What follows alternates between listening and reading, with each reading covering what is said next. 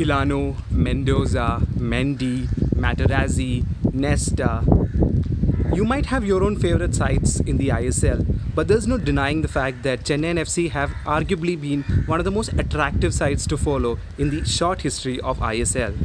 This episode of Kalpanthu Split Screens features Amoy Ghoshal, CTO of Chennaiyin FC. Amoy has been a part of the club ever since its inception, and we thought there would be no one better to sit and explain to us how Indian football and Chennaiyin have progressed in the last 6 seasons.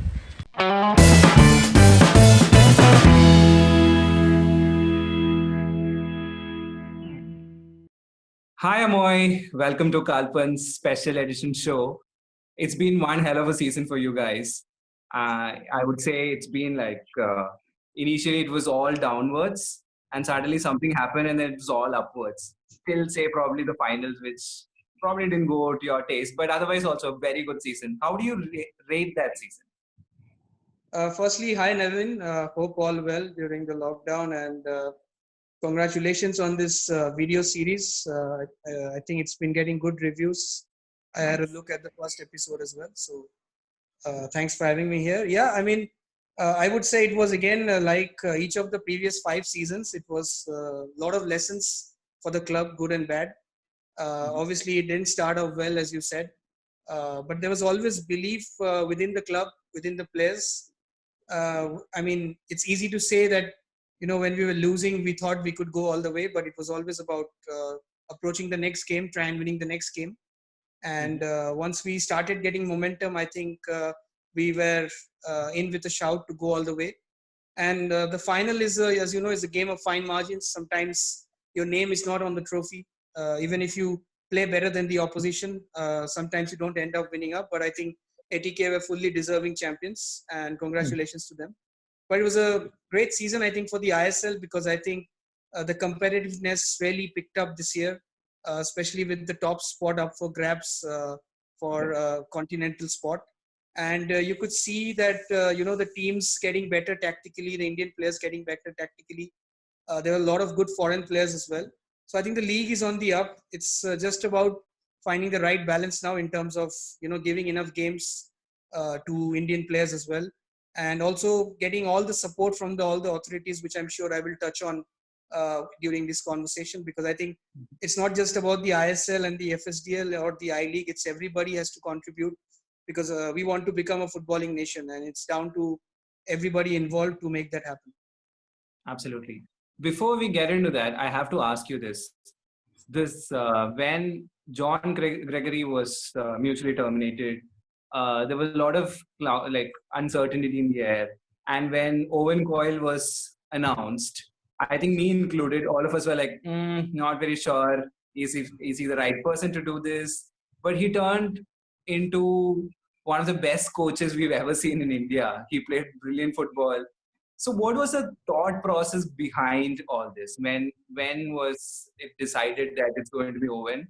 And what happened in that brief period where all this drama was happening? And I'm sure your fans also weren't happy with the initial decision. So how did you take this call? See, I think firstly, we got to remember, in the short history of the ISL, before Owen came in, no team has changed their coach and gone on to reach the playoffs. So it shows that in a short season, you don't really want to make a change.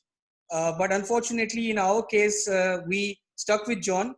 It was a club call, and we were fully behind him. We hoped that we're going to turn it around.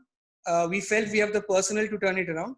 And I will touch a little bit on season 5 as well. If you see the second half of the season, we did finish bottom of the table, but we let go 3 foreign players. We only signed 1 foreign player. So we were actually trying to prepare ourselves for AFC and the Super Cup.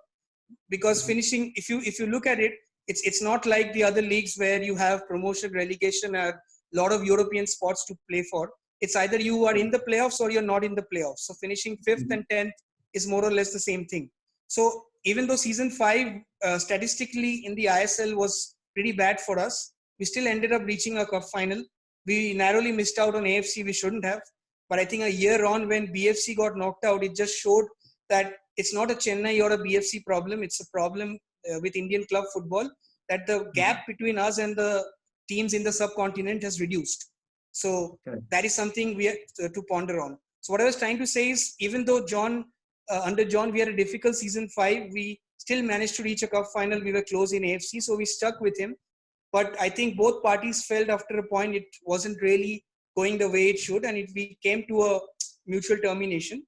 But when Owen was announced, or while we were in the process of getting a replacement, I mean, over the years, I have made many trips abroad, even other people in the club, including the owners. We have built a network where we have a network of coaches in Europe, I would say, not necessarily in South America, because we feel that the language barrier can always be a big it can always be a big barrier holding back a club's progress.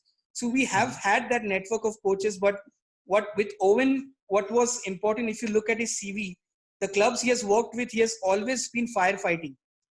He has always overachieved with teams like Burnley, with Bolton.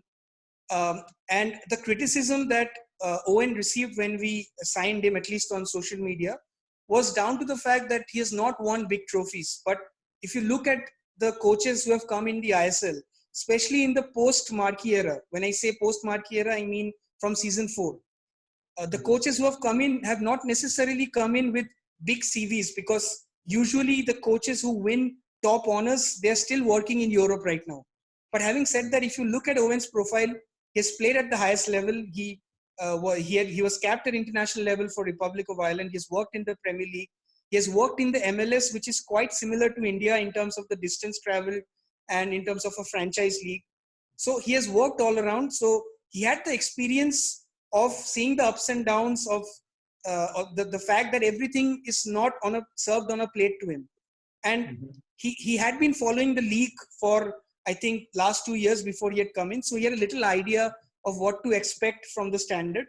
And the conversations we had, it was very positive, where he didn't set a target in the conversations, but the only target, he said that we are going to fight for everything. And once he had a few training sessions, there was a big belief within him as well that we can turn this around, because ultimately it's about getting into the 4th spot. You don't have to finish top to get into the playoff positions. I mean, as much as we would have loved to finish top and qualify for the Champions League, we had a slow start.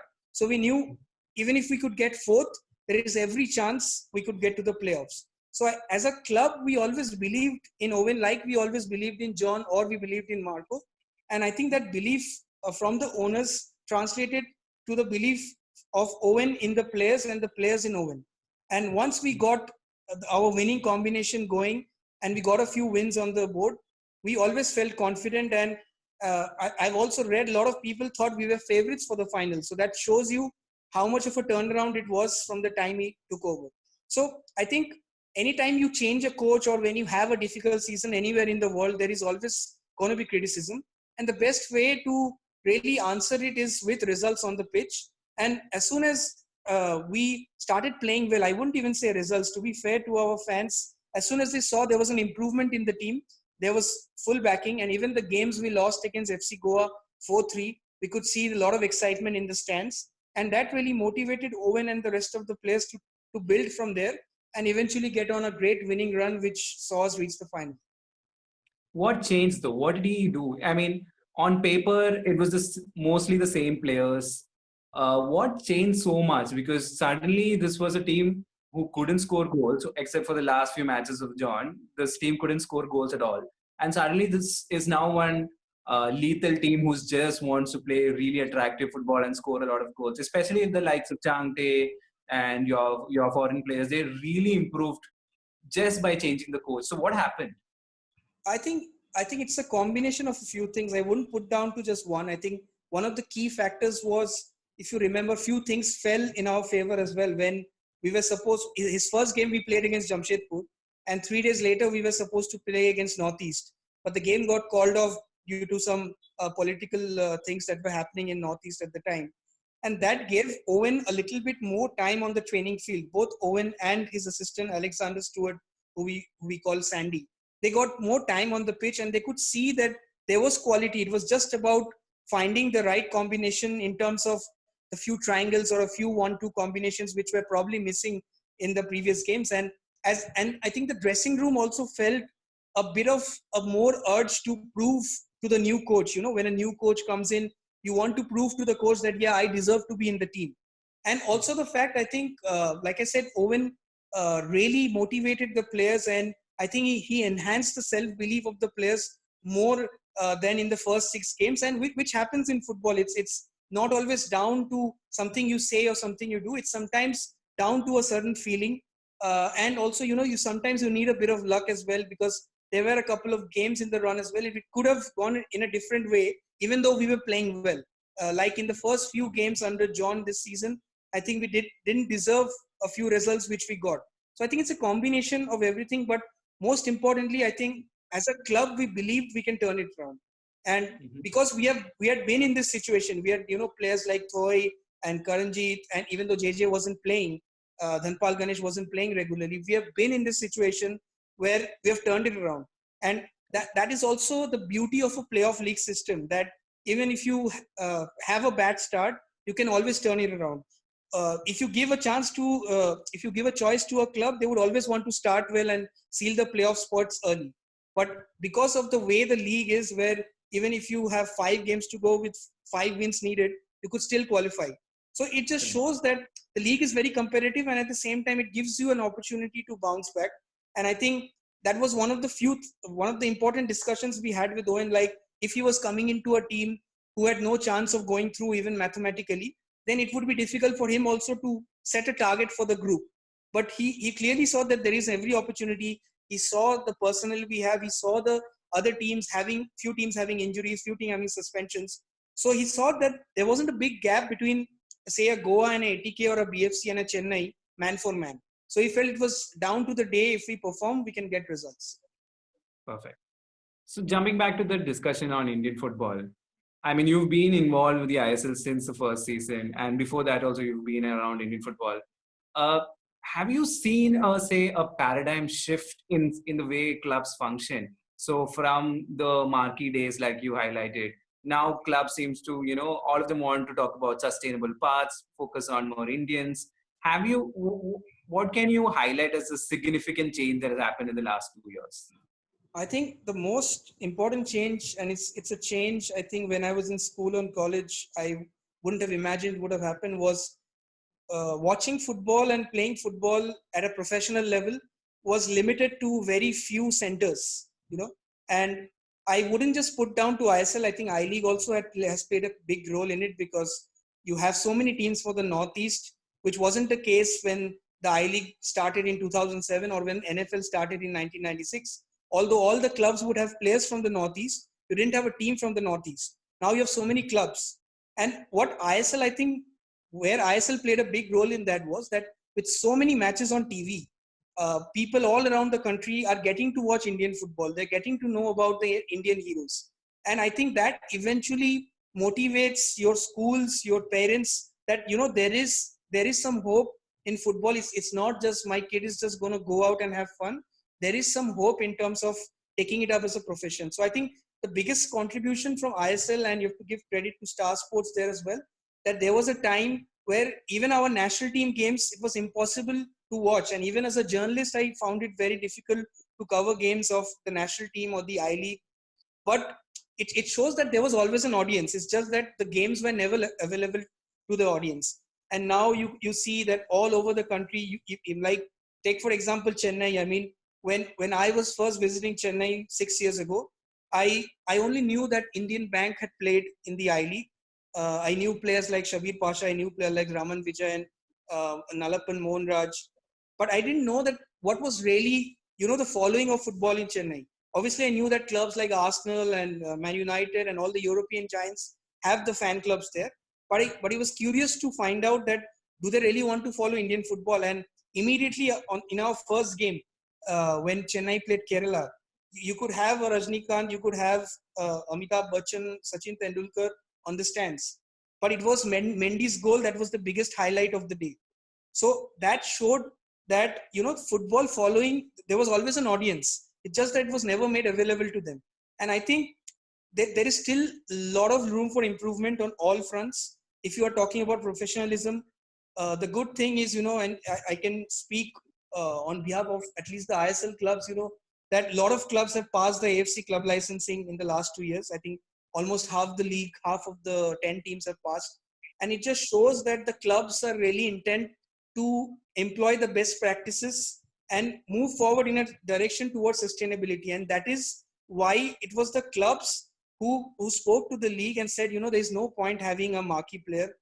And it was a joint discussion that made it a 5-6 month league from a 3-month league. So I'm sure in the future there is definite scope that the 6-month league becomes a 8-month, 10, 9-month league, or to say the football calendar becomes a 10, 11-month football calendar, which we all want.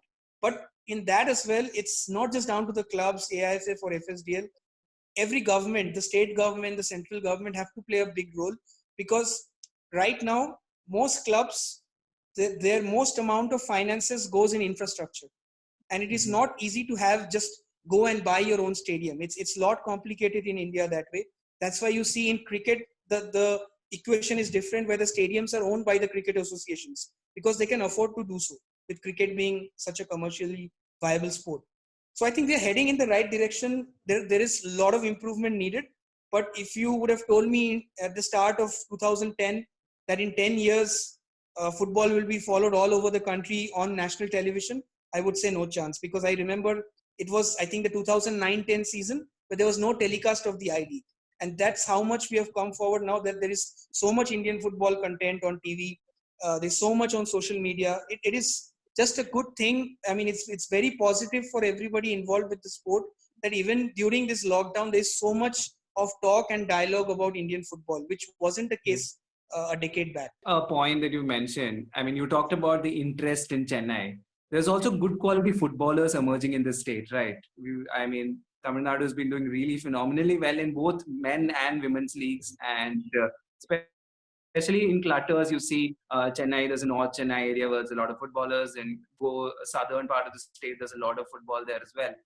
Chennai as a club has also, not probably like very extremely and like directly, but there also seems to be an inclination to, get some more local players. Is that something that you are eyeing in the future, something where the club is like deeply rooted in Tamil Nadu players?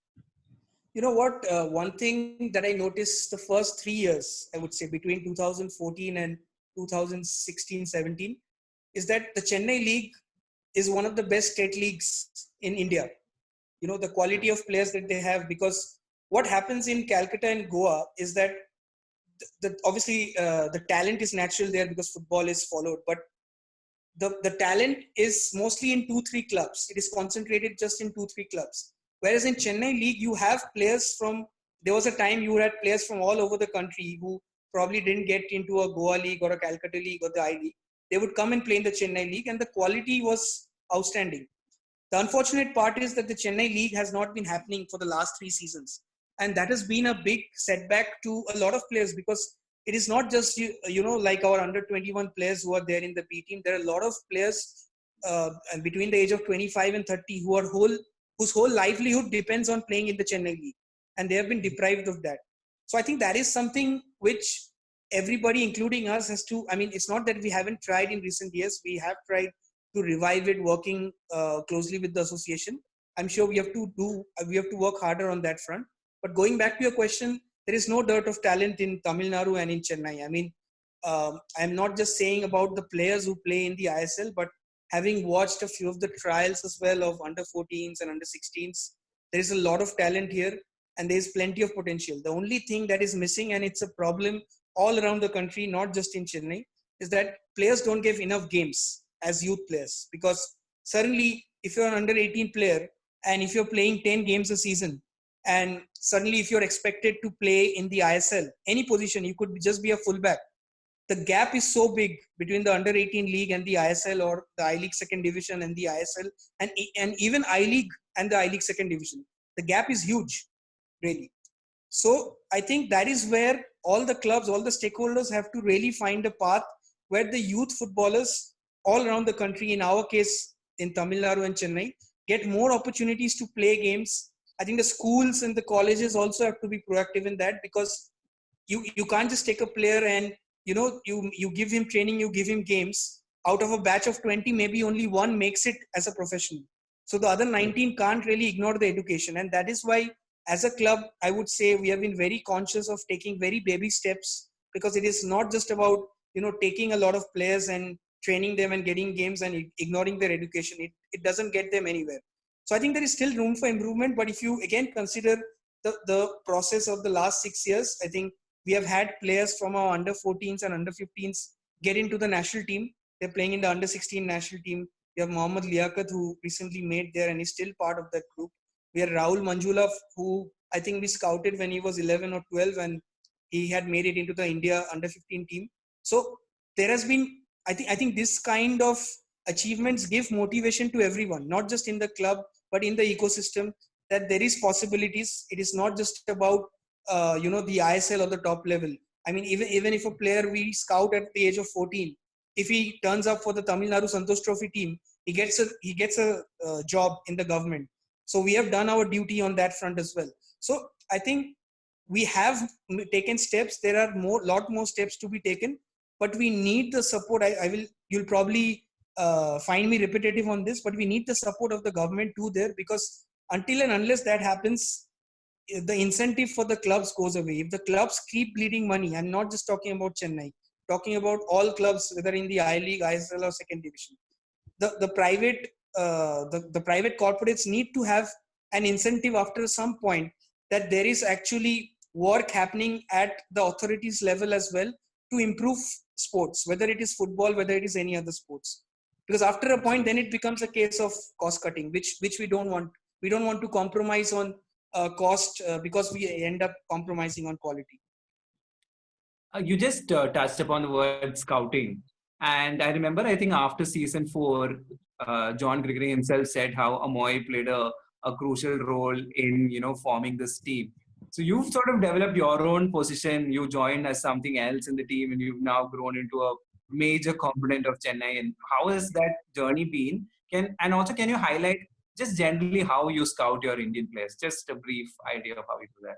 Right. So obviously Chennai were the last franchise to get into the league. If you remember, they came in and we had very few days to set everything up. So by the time I joined, the team was almost complete. So I wasn't really involved with the recruitment of the team in the first year. I was looking after the PR, having a background in journalism and content in Indian football in the past. I got the job in PR, and then once the first season finished, I got sort of a dual role where I was scouting for players as well and also looking after the PR, and I did that in season 2 and 3. And then again, like I said, told you that once we moved in from the marquee era to an era of a longer league, we needed to focus a bit more on the football side of things, which was not just the senior team, it was the youth teams as well. So the year when I became the chief technical officer, we started the youth teams as well for the first time, because we not only wanted to comply to the AFC club licensing, but we wanted to create a pyramid beneath the senior team. So we started the 13, 15 and 18, and later we started the B team as well. So obviously scouting in our club happens at 2 levels. I mean, there is obviously the scouting that happens for the senior team, which is both domestic and international players. And for international players, what we do is we use a software called Y-Scout, where we can watch any player all around the world, because it is, I mean, no secret that, it's very difficult for clubs to send their people all around the world. I'm talking about clubs in ISL. We are not there yet where we can have people traveling all around the world and watch the players. It's always an advantage if you can do it, but I think it's early days to do that. So we use Y-Scout and our usual network to find out about foreign players. And Indian players, we usually try to follow the I League and the ISL for the senior team, because like I said, I can go into the very interiors of, say, Mizoram and find a player, but it will take him 4-5 years to be ready for the ISL. So that level of scouting, we leave it to the scouts of the youth teams. But then again, we limit it to the talent of Tamil Nadu for the 13s and 15s, because we don't want to take a 13-year-old from another state and just train him in football, because we need to give him education as well, which involves a lot of large-scale investment in academies and youth, which I feel we are not there yet. We will be there eventually, but we first want to focus on Tamil Nadu. So under 13s and 15s and even 18s is mostly Tamil Nadu talent. And the B team, we try and do trials all around the country. We use our network through AIFF because it is no, again, the numbers will tell you that most of the national team are a product of the Indian Arrows or the AIFF right now. And that is because they have done an incredibly good job in producing players. And I'm sure a lot of ISL clubs, including us, are aspiring to do the same. So hopefully by the start of season 11 of ISL, you would see somebody who came into one of the ISL teams as an under 13 player is turning out for the senior team. It has to be a gradual process that way. So even what we try and instruct to our scouts is when you scout a player, he doesn't have to play in the senior team immediately. Let's give him the gradual pathway that he deserves. If we feel somebody can be fast-tracked, we will promote him. So, for example, we had a player called Jaya Ruben who was in the under 15s, and his physique was like an 18-year-old while he was playing in the under 15s. So we fast-tracked him to the B team, and I would say he's very close to the senior team in a couple of years if he keeps working hard. And we have quite a few like that. So I think scouting happens at two levels. Usually for the senior team, we limit it to the ISL and I-League because you have to be fair to the foreign head coach and his staff as well. He comes in for 8-9 months, and to expect him to give him a couple of 18-year-olds to make them ready for ISL is unfair. Having said that, we have had success on that front with the likes of Jerry and Thapa, because when we scouted them, they were hardly 17, 18. But what we did was we allowed Materazzi to make a decision. We didn't want to force it on him, that we have scouted 5 players. Please make the 5 players play in the first 11. Then it becomes a case where you're just trying to promote your youth for the sake of it. So what we did was we put the 5 players in training. And as soon as Marco saw those 2 players, they said, these 2 are ready for the senior team.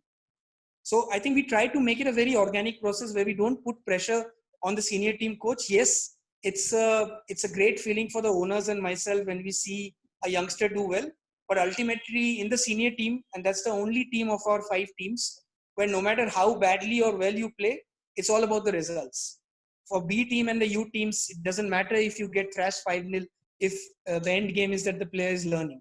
But for the senior team, the results comes first, and the pressure on the coach and ourselves is to get results. It's not to produce players to the senior team.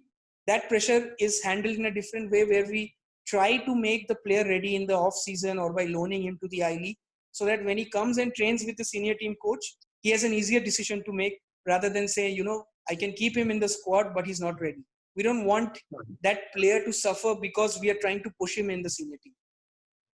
Quickly, one question. Do you see ISL clubs cutting that I-League's role as a middleman? You see a lot more ISL clubs going and signing very young players or 18-year-olds, 19-year-olds, and then probably loaning them to the I-League sides, but wanting to probably cut their cost or wanting to be there first. That a lot of clubs are now signing 18, 19, or am I mistaken? Is that something just... No, I think you are right some ways. It's a case of, that is the reason why we started the B team, because you can sign an 18-year-old, but if you can't put him in the senior team, if you can't put him in the I-League, where does he play? So I think that was one of the reasons we started, all these ISL clubs started the B team, where the reserve team would be like the finishing school and the final bridge between youth and senior football. And the I-League remains, I wouldn't say like a feeder league, but a league where a player can go and experience a bit more, get a bit more game time, which is not guaranteed in the ISL. Because like I said, eventually I think you would see, like last year you saw the ISL clubs participate in the Durand Cup, which gave a lot of players game time. And some of those players, if I'm talking about Chennai, some of those players went on and played for the Indian Arrows. And now a lot of them are ready for the ISL, whether it is playing for us or whether it is playing for somebody else. And you could see even with likes of ATK, and ATK's Sumit Rathi played, and he ended up winning the emerging player of the season. You had BFC's Wangjam Suresh as well, who did a great job. So I think eventually, I think once this COVID crisis is over, there will be a little bit more clear picture, maybe from next season, where you will see ISL clubs participate in few more tournaments, because ultimately you want your Indian players to play more games. You want Igor Stimac to have a bigger pool of players to choose from. You want to reduce the scenario where the centre backs and the centre forwards don't get any game time. but it will happen gradually. And again, it's unfair on the ISL head coaches, whether foreign or Indian, to expect that he will play an Indian player in his position just for the national team, because ultimately he's accountable for the results of the football club as much as he wants to help the national team. So I think it's a gradual process. Yes, you could argue the speed has been slower than expected, but then again, there has been positives, and we have to focus on positives and take them forward. So the fact that so many ISL clubs now have B teams, and like you said, they're signing them young, because I think we were the first ISL club really who signed 5 young players 4 years ago. It was not something that was really common, and now every year you're seeing every club signing 3-4 players. So I think we are really happy that that has really caught on with the other clubs, and hopefully this will be the way of not just, I think signing the young players is not the end game, is making sure that they complete their development. So when we signed those 5 players, eventually 2 of them still play for us, still play for the national team, and the other 3 also have clubs at either the I League or the second division or the ISL. So I think that's where, as a club, and I'm sure every club, when they sign players, that is what they're trying to do, that those players get to the end where when they're 2021, they're ready to be a full professional. I have to ask you, and I know you're good friends with them. The owners seem to enjoy their football, especially, in fact, both of the owners. Abhishek is loud and he's happy and he's enjoying the game. And he seems to be a fan of the club as much as he's the owner. So how has it been working with them? They're like the captains of the ship, and they set the tone of how the club is run. And they are, I would say, the main reason why the club has had so much success on and off the field. Qualifying for Asia twice, winning twice, reaching 3 finals, giving so many youngsters the opportunity. I think it's all down to them. I mean, because the way they're involved with the club, how passionate they are, and how they back the teams through thick and thin. They will be there for every game, unless they have something really important which they can't avoid. Both of them make it a point to attend every game.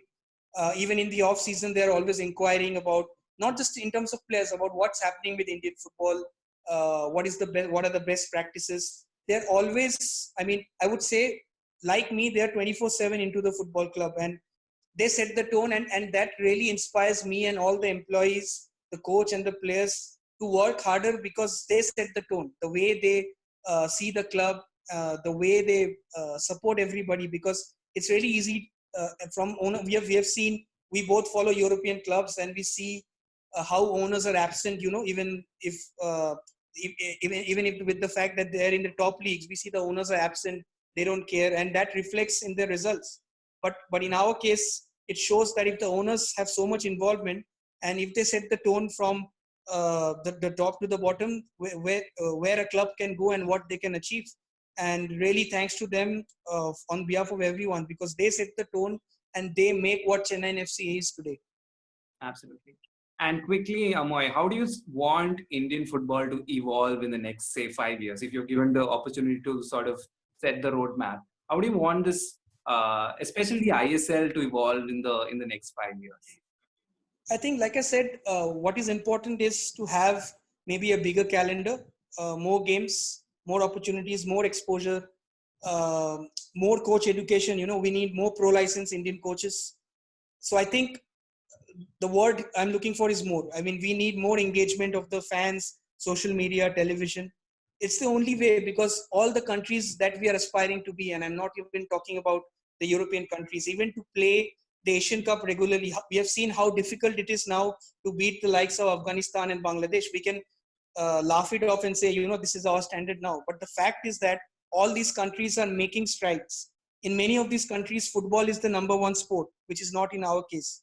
And we shouldn't really feel bad that it is not the number 1 sport. Even as a number 2 sport, I'm not saying we are the number 2 sport yet in terms of our performances at international level. But even if we can achieve that and aspire to be that, I'm sure we'll get there. It will be slow. It will take time, especially now with the situation we have with COVID. But the signs are positive. Over the 6 years, whether it's the I League, whether it's the ISL, whether it's the various youth leagues. Imagine a few years ago, there were not so many youth leagues also in the country, which was the need of the hour. So I think we are all heading in that direction.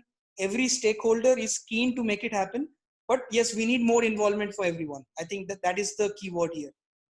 That's great. Thank you so much, Amoy. I just realized that we've been talking for almost 40 minutes. Time just flew by. It's been a very entertaining and also a very educating experience. So thank you so much, and wish you really all the good luck for Thanks. Chennai. Thanks, Nevin. And there's something else that a friend of mine asked me to put in this interview, and he wanted to ask you how it feels to actually be involved with a club that wins, as opposed to another club in Europe that you support and they're struggling for titles. So how does that feel? No, How does that feel? I think I touched on it a while ago. When the owner is absent with the functioning of the club suffers on the pitch. So I think that answers your question. Once that starts happening with the club you're talking about, I'm sure that club will also start winning. Hopefully, it's going to be maybe not in Europe, but at least good success in India. Thanks so much, Amoy. Thank you. Take care.